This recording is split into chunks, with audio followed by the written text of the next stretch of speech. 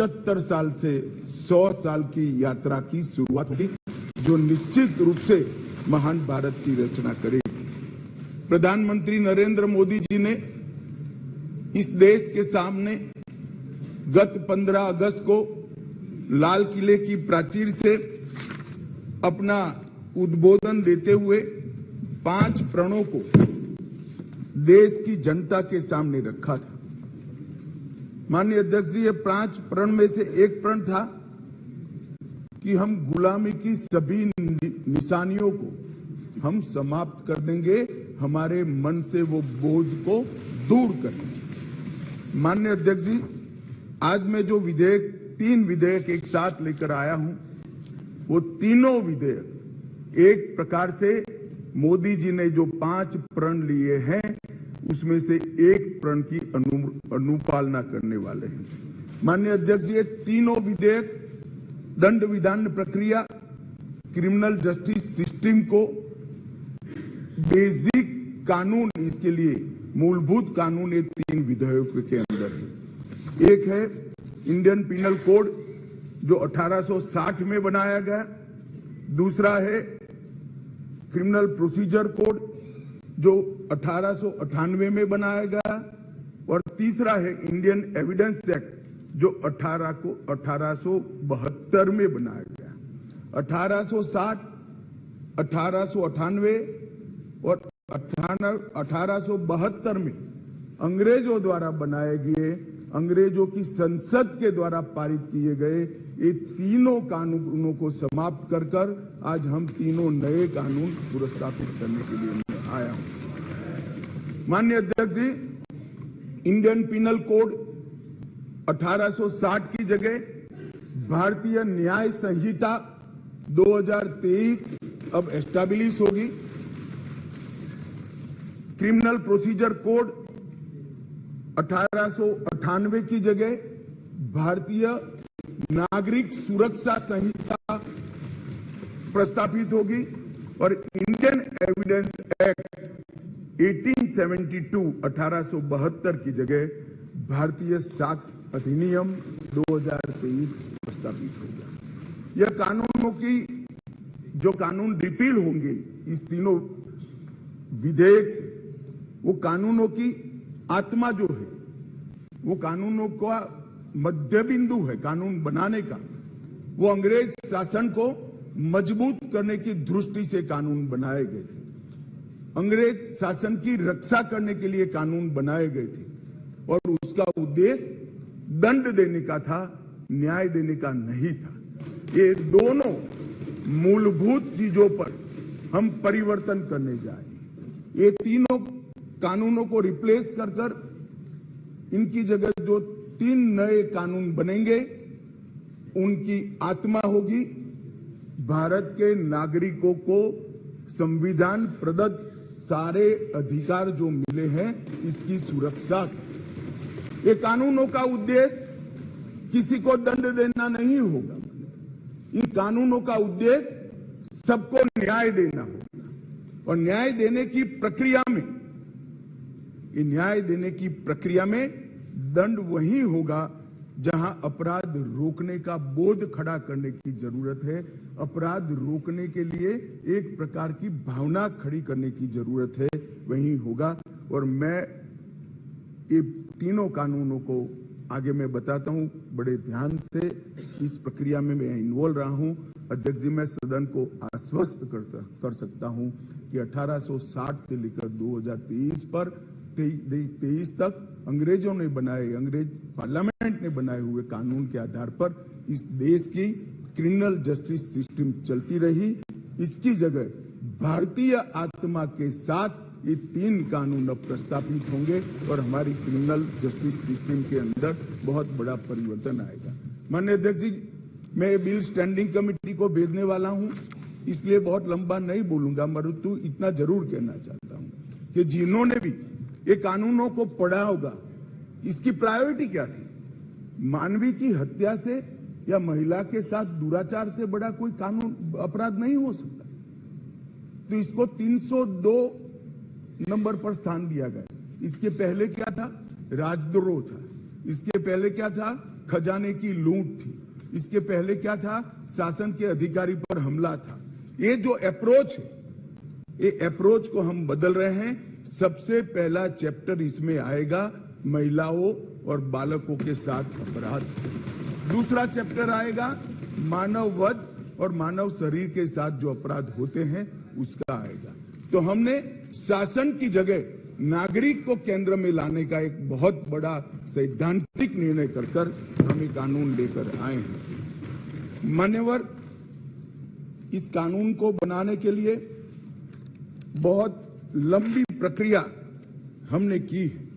मोदी जी ने 2019 में ही हम सबका मार्गदर्शन किया था कि अंग्रेजों ने बनाए हुए जितने भी कानून जिस विभाग में है, सभी कानून पर पर्याप्त चर्चा विचारणा और सोच विचार कर इसको आज के समय के अनुरूप और भारतीय समाज के हित में बनाना चाहिए।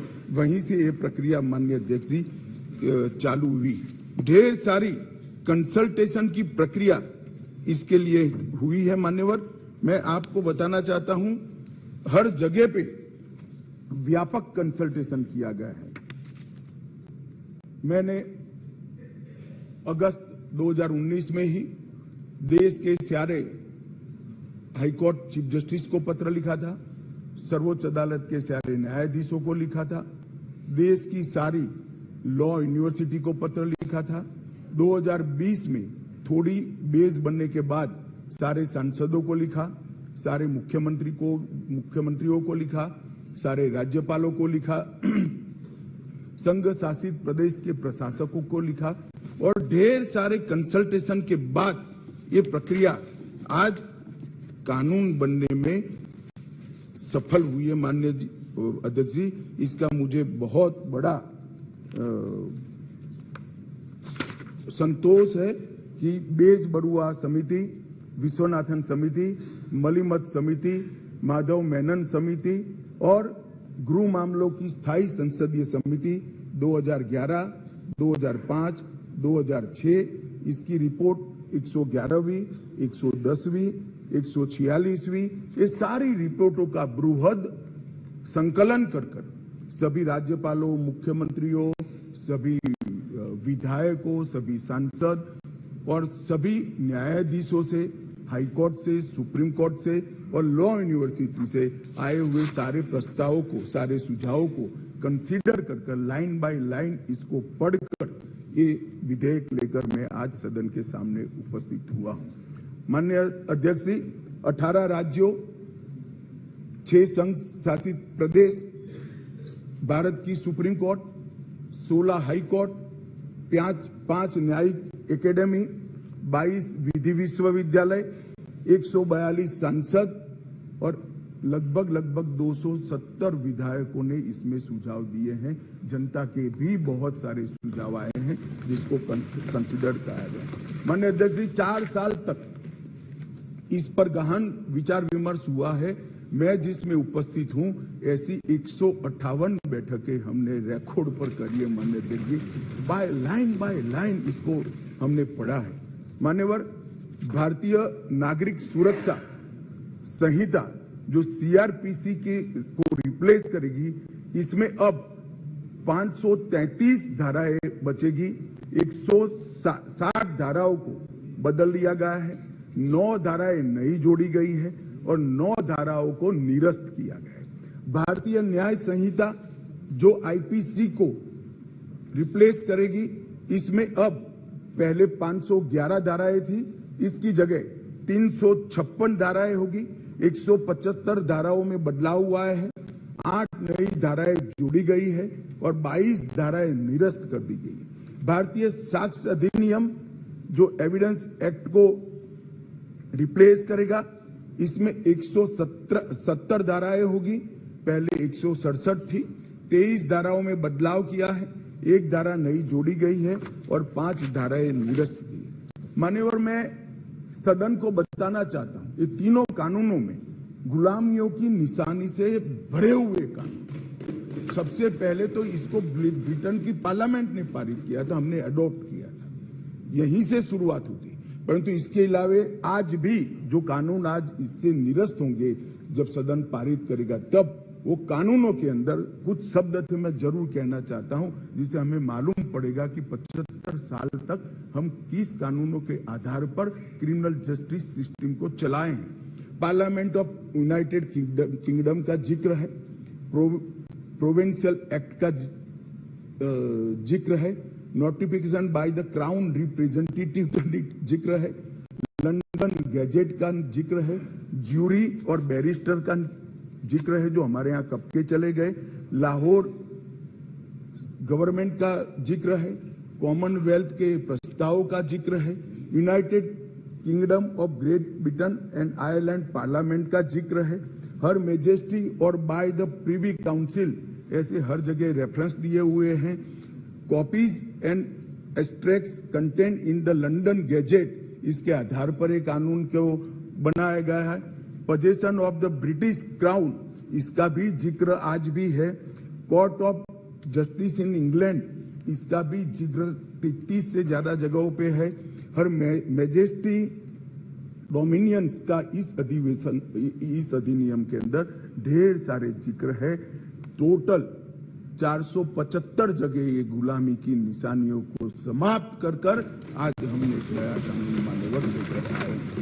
माननीय अध्यक्ष जी, इस कानून से हमने नए युग को जोड़ने का भी प्रयास किया है। हमारी क्रिमिनल जस्टिस सिस्टम में बहुत समय लगता है।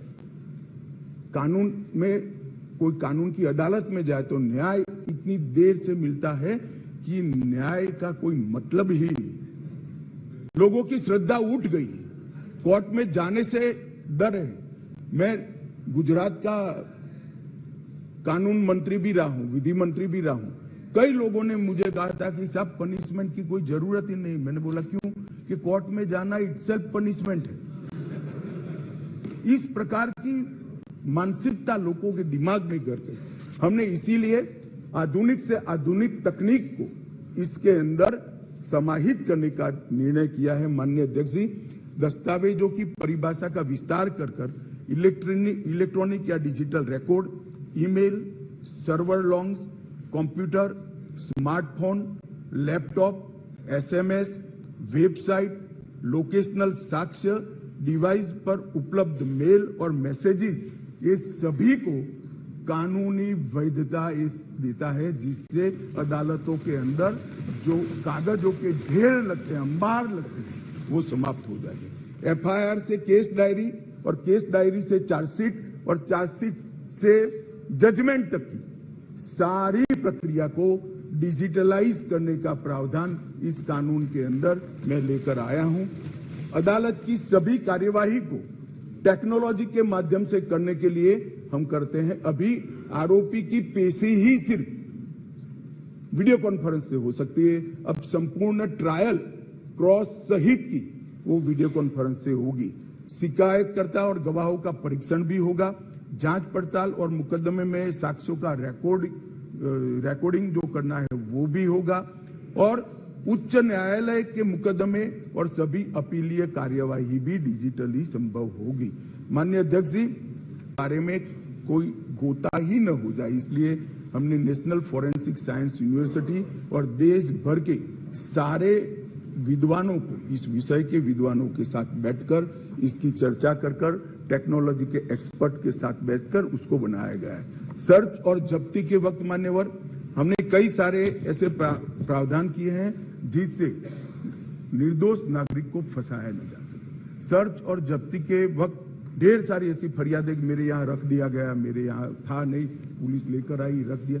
अब हमने सर्च और जब्ती में वीडियोग्राफी को कंपलसरी करा है, जो अब वीडियोग्राफी जो केस का हिस्सा होगी। पुलिस द्वारा ऐसी रिकॉर्डिंग के बिना कोई भी चालान, चार्जशीट रखा जाएगा वो वैध नहीं होगा।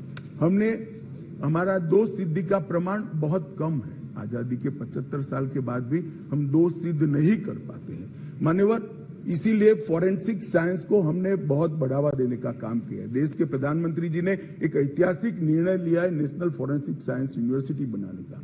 मैं इस सदन के माध्यम से पूरे देश को आश्वस्त करना चाहता हूं कि 3 साल के बाद हर साल 33,000 हर साल 33,000 फॉरेंसिक साइंस के एक्सपर्ट और साइंटिस्ट इसको सुनने लगे। ये इसलिए किया गया कि कानून हम लेकर आने वाले थे। मान्यवर, ये कानून में हमने लक्ष्य रखा है कि 2 सिद्धि के प्रमाण को, कन्विक्शन रेशियो को 90% से ऊपर लेकर जाना है।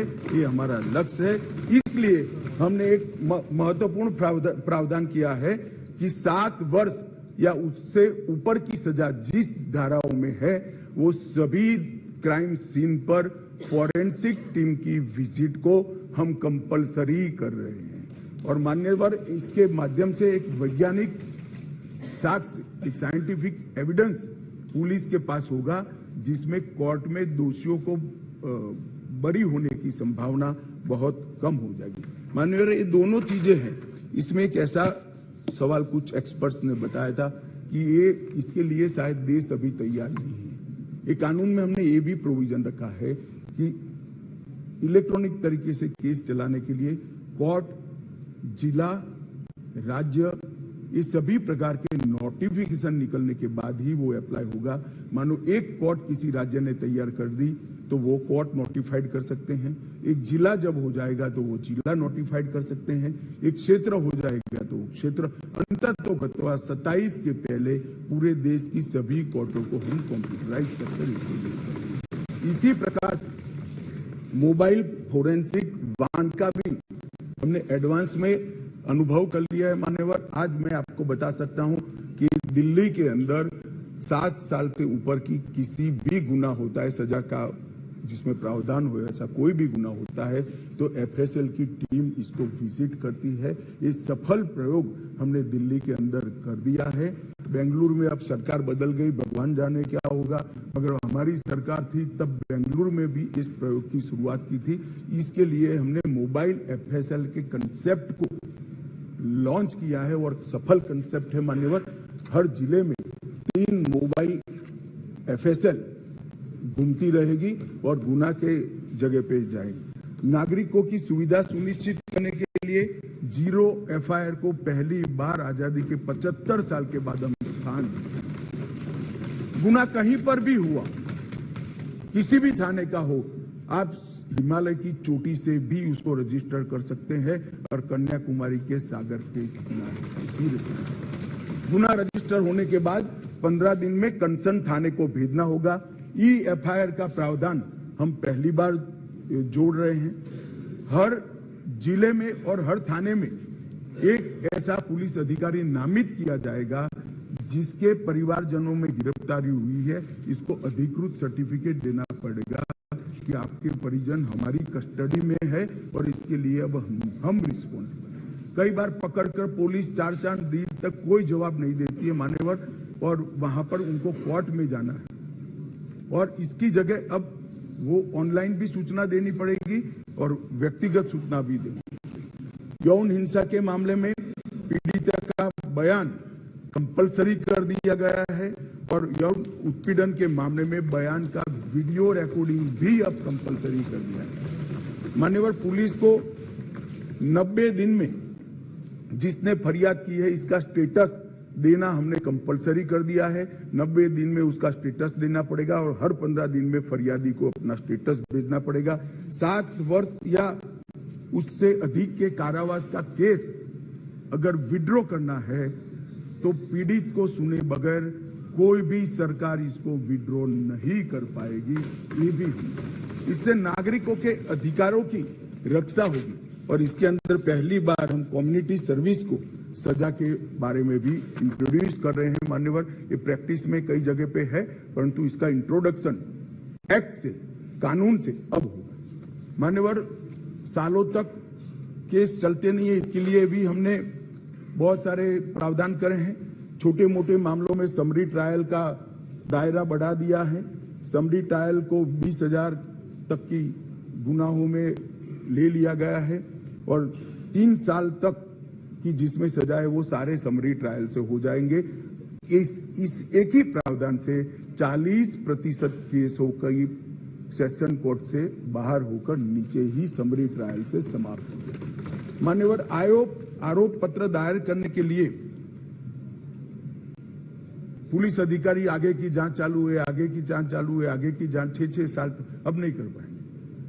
हमने तय कर दिया है कि 90 दिन में आरोप पत्र दायर करना ही पड़ेगा और कोर्ट भी उनको और 90 दिन की परिस्थिति देखकर परमिशन दे सकती है। 180 दिन में आपको जांच समाप्त कर ट्रायल के लिए भेज देना पड़ेगा। इससे बहुत बड़ा फर्क होगा। वारंट के मामले में भी हमने काफी सारे बदलाव किए हैं। आरोपी व्यक्ति को आरोप तय करने की नोटिस 60 ही दिन में देने के लिए अब कोर्ट बाध्य हो जाएगी। कोर्ट ने चार्ज फ्रेमिंग 60 दिन से ज्यादा लंबा नहीं कर सकती। बहस पूरी होने के बाद 30 ही दिन में मान्यवर न्यायाधीश ने अपना फैसला देना पड़ेगा। 3-3 साल तक फैसला पेंडिंग नहीं रखते। कई सारे जज ऐसे थे सुनवाई कर देते थे और फिर बाद में ट्रांसफर हो जाती थी या रिटायर्ड कर जाते थे और ट्रायल फिर से चलती। अब ऐसा नहीं होगा। 30 दिन के अंदर ही फैसला देना पड़ेगा। इसको भी हमने और फैसले को 7 दिन के अंदर ऑनलाइन उपलब्ध कराना पड़ेगा, जिससे इस पर अपील की कार्यवाही मान्यवर हो जाए। सिविल सर्वेंट के विरुद्ध कोई फरियाद होती थी, पुलिस ऑफिसरों के विरुद्ध कोई फरियाद होती थी, तो एक प्रावधान है जिससे उनको सुरक्षा मिली हुई। सरकार की परमिशन के बगैर इनका संज्ञान या तो चार्जशीट या ट्रायल शुरू नहीं हो सकती। मान्यवर सालों तक कोई परमिशन आती ही नहीं और उसके कारण सिविल सर्वेंट के साथ साथ बाकी लोग भी डिले ट्रायल को एंजॉय करते थे। हमने तय कर दिया है कि 120 दिन में सरकार हाँ या ना कह दे, वरना डीम्ड परमिशन माना जाएगा और ट्रायल को फिक्स करेगा। मान्यवर एक बहुत बड़ा दिक्कत मैंने देखा है कि एसपी के नाते किसी ने एक केस जांच किया है तो डीजीपी या तो रिटायर्ड होने के बाद वो केस चलने पर आता है और उनको गवाही देने जाना है। हमने ये प्रक्रिया के अंदर आमूल चूर परिवर्तन किया है कि जो एसपी अभी नौकरी कर रहा है वो ही फाइल देखकर गवाही देगा, जो पहले था उसको आने की जरूरत नहीं। माननीय बहुत बड़ा क्रांतिकारी बदलाव। इसके कारण इतना देर होती। आज हमने बारीकी से ट्रायल किस चीज के कारण लेट होती है इसका अभ्यास किया है। सबसे ज्यादा डेट अगर लगे तो यही कि भैया वो तो डीजीपी हो गए, डीजीपी साहब को समय नहीं होगा, तहसील में कैसे आएंगे जब उनकी विजिट है, तो 1.5 साल तक गवाही नहीं होती। मगर अब कोई डीजीपी साहब या तो रिटायर्ड बाबू को बुलाने की जरूरत नहीं, वहां जो एसपी है वो फाइल देखकर, और वो डीजीपी साहब को कुछ याद भी नहीं है, उन्होंने भी फाइल देखकर ही कोर्ट को असिस्ट करना है, मगर ये नहीं होता था। अब हमने ये कर दिया है। घोषित अपराधियों की संपत्ति की कुर्की का भी ये है नहीं, वरना यूपीए वालों को बहुत दिक्कत आती इस प्रावधान से। घोषित अपराधियों की संपत्ति की कुर्की का भी हम प्रावधान मान्यवर इसमें लिए। संगठित अपराध के लिए एक नया प्रावधान हम इसके अंदर जोड़ रहे हैं, जो अंतरराज्य गैंग और संगठित अपराध है, इसके विरुद्ध एक अलग प्रकार की कठोर सजा का प्रावधान। महिलाओं के प्रति अपराध और सामाजिक समस्याओं के निपटान के लिए भी हमने ढेर सारे किए हैं। शादी, रोजगार, पदोन्नति के झूठे वादे और गलत पहचान प्रकट कर जो यौन संबंध बनाते थे, उसको अपराध की श्रेणी में पहली बार नरेंद्र मोदी सरकार लाए। गैंग रेप के सभी मामलों में 20 साल की सजा या आजीवन कारावास का प्रावधान किया है, जो आज नहीं है। 18 वर्ष से कम आयु की बच्चियों के मामले में मृत्यु दंड का भी प्रावधान। मान्यवर, मॉब लिंचिंग का बड़ा शोर मचा है, हमने उसको केयरफुली करा है। मॉब लिंचिंग के लिए भी 7 साल आजीवन कारावास और मृत्युदंड तीनों का प्रोविजन कर हम प्रावधान मान्यवर लाए।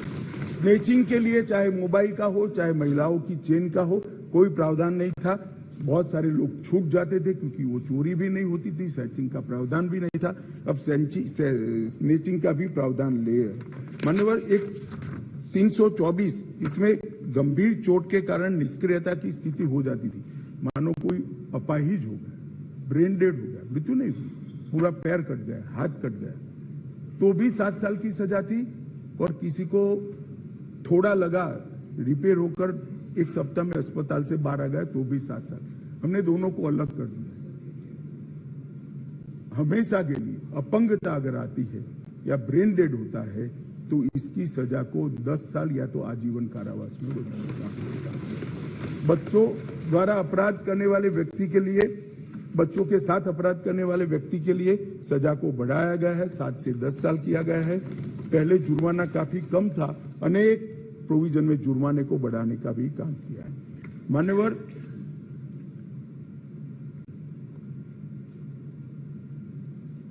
अपराधियों के विरुद्ध जो भाग जाते थे इसके लिए भी 10 साल की सजा का लाया है, प्रावधान लेकर आए हैं। सजा माफी को पॉलिटिकल यूज करने वाले बहुत किस्से आते थे। अब हमने कह दिया है कि अगर किसी को सजा माफ करनी है तो मृत्यु की सजा को आजीवन कारावास में बदल सकते हैं। आजीवन कारावास की सजा को 7 साल तक ही माफ कर सकते हैं। 7 साल के कारावास को 3 साल तक ही माफ कर सकते हैं। किसी भी गुनहगार को, अभी बिहार में कुछ मामले आए हैं सामने, इसी प्रकार से राजनीतिक रसूख वाले लोगों को छोड़ा नहीं जाएगा, उनको भी सजा मिलेगी। इसका भी प्रावधान मान्यवर हम लेकर आए हैं। मान्यवर, राजद्रोह पर अंग्रेजों ने अपने शासन को बचाने के लिए एक कानून बना था। मैं इस सदन को कहना चाहता हूं, एक ऐतिहासिक निर्णय इस सरकार ने किया है। राजद्रोह को कंप्लीटली हम रिपील कर रहे हैं, कंप्लीटली।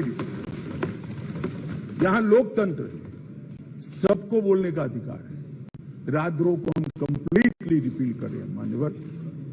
और इस कानून में इसके साथ साथ अलगाव, सशस्त्र विद्रोह, विध्वंसक गतिविधियां, अलगाववाद, भारत की संप्रभुता, एकता को, अखंडता को चैलेंज करना, ये सब को कानून के अंदर किसी न किसी दाएं बाएं तोड़ मरोड़ कर जोड़ते थे। इसका कोई स्पेशल प्रोविजन नहीं था, टेररिज्म की व्याख्या ही नहीं थी।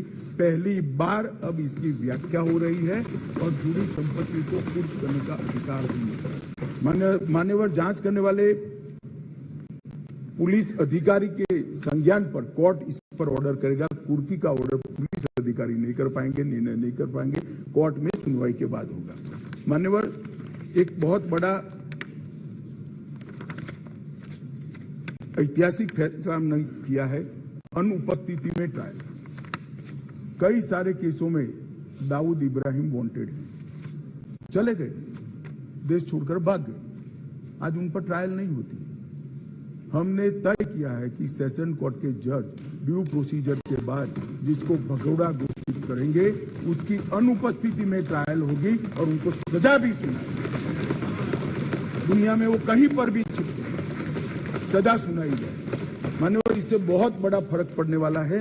और वो सजा के खिलाफ अपील करना है तो न्याय की शरण में आए, अपने आप को भारतीय कानूनों की शरण में लाए और अदालत के सामने जाए तो हाईकोर्ट में चैलेंज करें। मान्यवर, मैं सार्वजनिक जीवन में बहुत बचपन से हूं, राज्य का गृह मंत्री भी रहा हूं। मैंने बहुत सारे थाने विजिट किए, बहुत सारे सदस्य भी थाने में गए होंगे।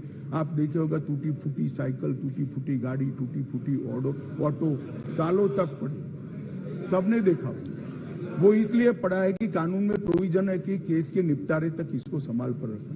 हमने प्रोविजन कर दिया है इसकी वीडियोग्राफी करना, वीडियोग्राफी की सर्टिफाइड कॉपी कोर्ट में जमा कराना और फिर इसका निपटारा आप कर सकते हो। इससे कम से कम पुलिस स्टेशन की स्वच्छता बढ़ाना। मान्यवर, इस प्रकार के, मैंने तो अभी थोड़ा बताया, इस प्रकार के ढेर सारे बदलाव इस कानून के अंदर हम लेकर आए हैं। टोटल 313 बदलाव है मान्यवर। और मैं इतना कह सकता हूं कि हमारी न्यायिक दंड प्रक्रिया, क्रिमिनल जस्टिस सिस्टम के अंदर आमूलचूल परिवर्तन होगा और सबको ज्यादा से ज्यादा 3 साल के अंदर न्याय। मान्यवर, इसमें पुलिस अधिकारियों को भी जवाबदेह किया है, वकीलों को भी जवाबदेह किया है और न्याय करने वाले के लिए भी मर्यादाएं रखी। इसमें महिलाओं का और बच्चों का विशेष ध्यान दिया गया है। अपराधियों को सजा हो इसकी चिंता की गई है और पुलिस अपने अधिकारों का दुरुपयोग न कर पाए, ऐसा भी। इसके अंदर राजद्रोह जैसे कानूनों को एक और हम निरस्त कर रहे हैं तो दूसरी ओर धोखा देकर महिला का शोषण करने वाले और और मॉब लिंचिंग जैसे जघन्य अपराध करने वालों को दंडित करने का भी। एक और हमने राजद्रोह को रिपील किया है, दूसरी ओर संगठित अपराध और टेररिज्म पर नकेल कसने का काम भी हमने किया है। मान्यवर, मैं मानता हूं कि तीनों संहिता अपने आप में संपूर्ण है, परिपूर्ण है, परंतु 1807, 1828, 88 और 1878 से कानून प्रचलन में कोई भी व्यक्ति, कोई भी डिपार्टमेंट या कोई भी व्यक्तियों का समूह इसको कंप्लीट नहीं कर सकता। इसलिए मैंने निर्णय किया है मान्यवर कि इस कानून को मैं स्टैंडिंग कमेटी को, गृह विभाग की स्टैंडिंग कमेटी को देना चाहता हूं, जिससे पक्ष विपक्ष सभी संसद सभ्य इस पर अपना, काफी संसद सभ्यों ने दिया है, परंतु इस पर काफी अच्छी सोच विचार हो। इस पर बार काउंसिल भी चर्चा करे, बार एसोसिएशन भी चर्चा करे, कुछ रिटायर्ड न्यायिक अधिकारी भी चिंता करें और हम लॉ कमीशन को भी भेजेंगे, लॉ कमीशन भी अपनी टिप्पणियां दें। तो कुल मिलाकर ये सब आने के बाद ये विधेयक को उचित परिवर्तन करने के बाद मैं फिर से इस सदन के लिए आऊंगा। मैं आपको अनुरोध करता हूं माननीय स्पीकर महोदय कि मैं विधेयक को पुनर्स्थापित करता हूं और माननीय स्पीकर महोदय में ये भी अनुरोध करता हूं कि विधेयक को जांच हेतु विभाग संबंधी, गृह कार्य संबंधी